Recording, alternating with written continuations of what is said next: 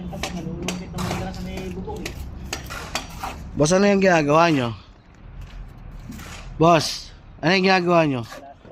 Plastering. Mukhang malaki itong simple na ginagawa nyo ah. So pagkatapos ng plastering, boss, ano na? Waterproofing boss. Waterproofing. Then, Pwede nang babaran ng tubig yan. yun o. Oh, baka may gusto kayo shoutout oh. Oh, tingin ka muna dito. Yan. Yun o. So, plastering na pala to.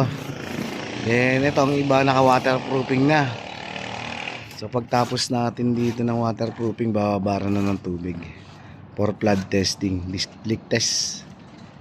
Okay. Yun o. Oh. Yan. Ganito kalaki yung swimming pool dito. With jacuzzi.